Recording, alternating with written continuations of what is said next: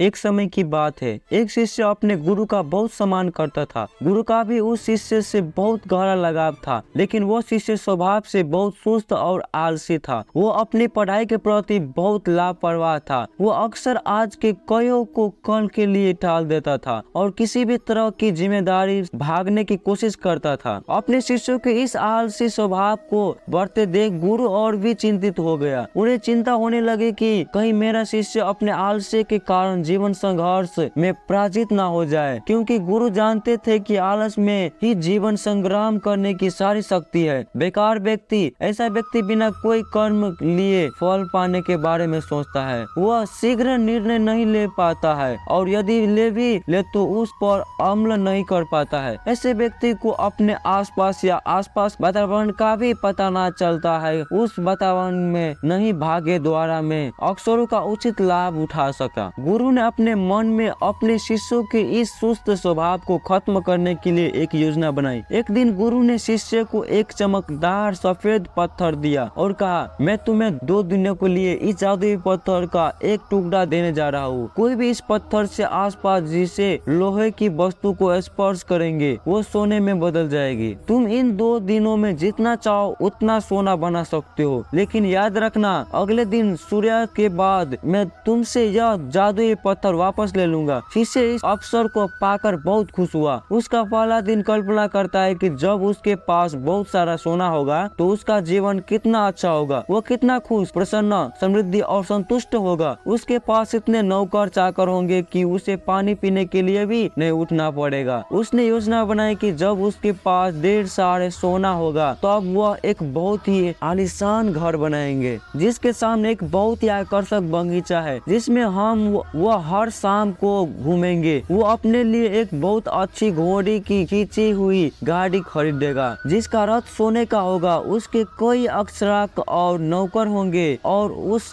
सभी को आदेश देगा। दिन यह सब सोचते हुए वह उस रात सो गया। फिर अगले दिन सुबह जब वह उठा तो उसे अच्छी तरह याद आया कि आज लोहे से सोना बनाने का दूसरा और आखिरी दिन है। उसने अपने मन में पूरे निश्चय के साथ संकल्प लिया कि आज वह गुरुजी द्वारा दिए गए जादुई पत्थर का लाभ अवश्य उठाएगा। उसने निश्चय किया कि वह बाजार जाएगा और वहां से लोहे की बड़ी बड़ी वस्तुएं खरीदेगा और उन्हें सोने में बदल देगा। दिन बीत गया पर वह सोचता रहा कि अभी तो बहुत समय है, कभी भी बाजार जाकर सामान ले आऊंगा। यह सोचकर दोपहर हो गई, इसलिए उसने निश्चय किया कि दोपहर का भोजन करने के बाद वह सामान लेने निकलेगा। लेकिन खाने के बाद उसे आराम करने की आदत थी और उठकर मेहनत करने के बजाय उसने आराम करना उचित समझा। थोड़ी देर लेकिन सुस्ती से भरा उसका शरीर जल्दी गहरी नींद में खो गया था और जब वह उठा तो सूर्यास्त के करीब था।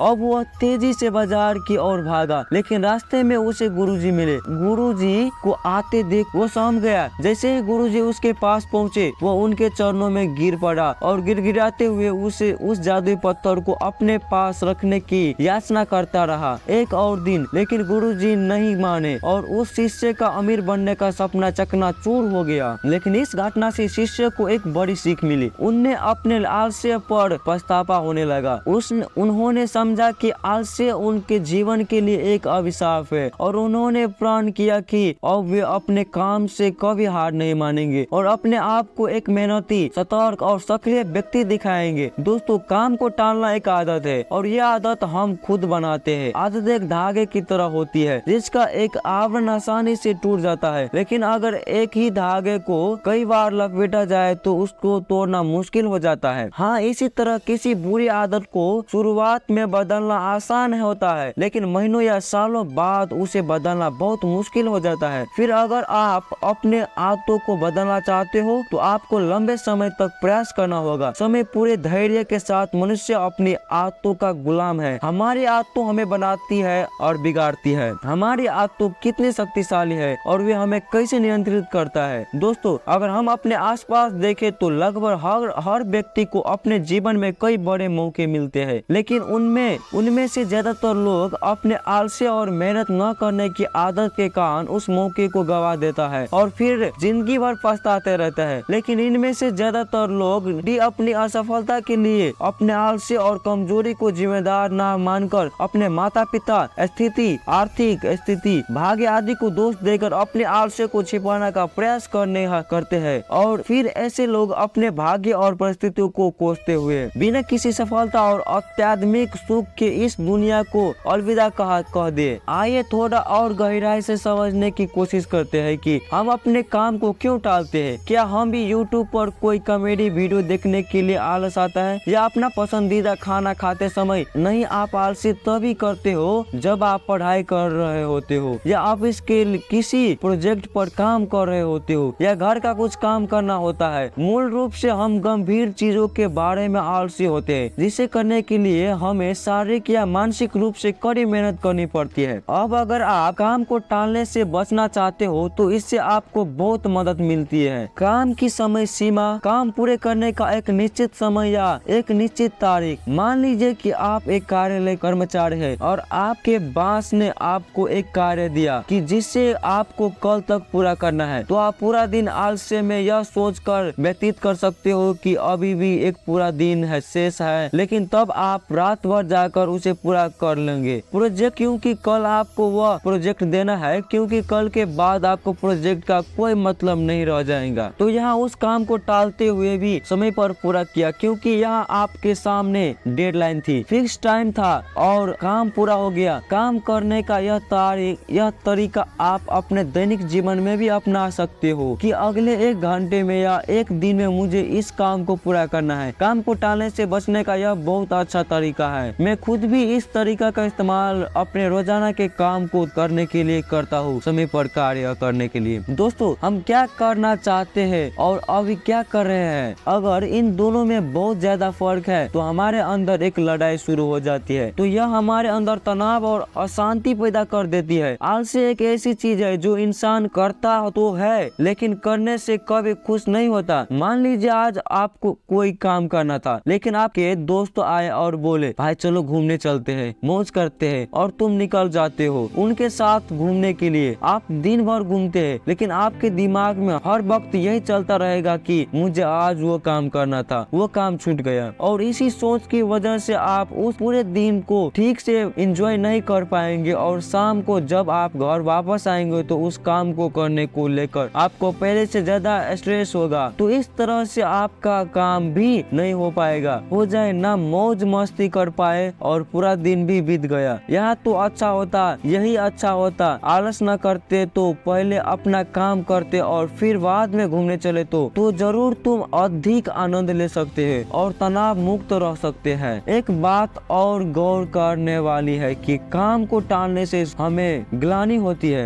जब काम टालने से हमें खुशी नहीं मिलती तो काम क्यों टालते हैं? इसके पीछे 5 बड़े कारण हैं। पहले तो आपको जो काम करना है और उस काम का जो फल आपको मिलेगा, अगर उस काम का फल मिलने की संभावना बहुत है या तो आप उस काम को टालने की कोशिश करेंगे, क्योंकि आपको उस काम को करने की प्रेरणा कम हो जाती है। दूसरा, कोई ऐसा काम है जो आपको आवश्यकता के अनुरूप न हो या आपको वह काम करना अच्छा न लगे तो आप उस काम को टालते जाते हैं। तीसरा कारण है, यदि यह आपके लिए आवश्यक नहीं है या करने का कोई बड़ा कारण नहीं है तो आप उस कार्य को टालते रहेंगे। चौथा, यदि हमें किसी काम को तुरंत करने का लाभ मिल जाए तो हम उस काम को करने से ज्यादा उस काम को करने के लिए उत्साहित होंगे जिसका हमें काफी समय बाद लाभ मिले, और फिर हम ऐसे ही चीजों की बचने की कोशिश करते हैं। पांचवा, असफलता का डर। अगर किसी काम में हमारे असफल होने की संभावना अधिक है तभी हम उस काम को टालने की कोशिश करते हैं। अब सवाल उठता है कि काम टालने की इस आदत से कैसे बचा जाए। देखिए, अगर किसी काम को करने में ये 4 चीजों आपको मिल रही है तो आप हर हाल में यह काम करोगे। पहला, मनचाहा परिणाम। दूसरा,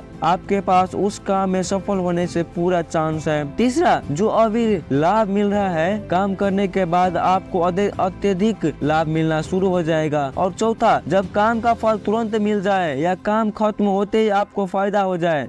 अब बात करते हैं उपाय की, काम को टालने की आदत से कैसे बचे। तो इसके लिए आप पहले एक पेन और पेपर ले और खुद से पूछे और लिखे कि मैं काम को क्यों टाल रहा हूँ। ऐसा करने से आपको काम टालने का कारण पता चल जाएगा और कारण पता चलते ही आपकी आधी समस्या यह खत्म हो जाएगी। उदाहरण के लिए, यदि आप एक कार्यालय कर्मचारी है और आप काम को टाल रहे हैं क्योंकि आपके पास अपने काम को लिए प्रेरणा नहीं है, तो आपको यह पसंद नहीं है या आप सोचते हैं कि मैं इतना बड़ा काम क्या कर रहा हूँ, मेरे बिना काम के भी कंपनी का काम चल रहा है, तो कागज पर लिखो कि नौकरी से निकाल दिया। तो यदि आप बेरोजगार हो जाते हो तो क्या होता है, आपको कितनी परेशानियों का सामना करना पड़ेगा। यदि आप एक छात्र है और सिर्फ इसलिए पढ़ाई टालते रहते हैं क्योंकि आप जानते हो कि आप पहली रैंक प्राप्त नहीं कर सकते, तो आप पढ़ाई में बहुत अच्छा नहीं कर सकते। फिर कुछ काम करो जिससे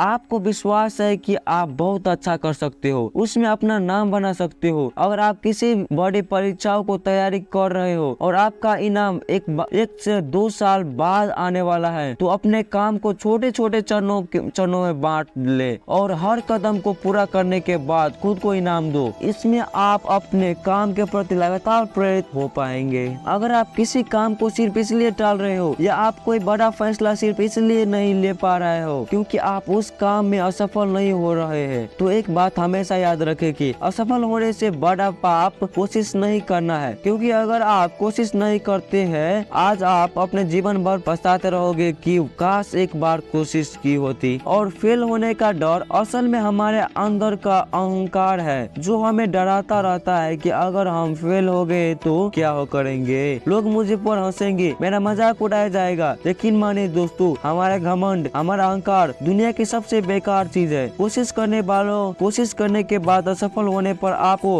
अल्पावधि में पछतावा हो सकता है, लेकिन असफल होने के डर से प्रयास न करना आपको लंबे समय में बहुत पछतावा और आत्मघृणा से भर देगा। इसलिए असफल होने से डरो मत, कोशिश करो। दोस्तों, अगर आपको ये वीडियो अच्छा लगा हो तो वीडियो को लाइक और चैनल पर नए हैं तो चैनल को सब्सक्राइब करना ना भूलिएगा, क्योंकि दोस्तों हम इस चैनल पर ऐसा वीडियो लेकर आता रहते हो। तो दोस्तों, हम मिलते हैं आपसे एक नए और ऐसा ही इंटरेस्टिंग वीडियो के साथ, गौतम बुद्ध की कहानी के साथ। तो हम धन्यवाद, नमो बुद्धाय।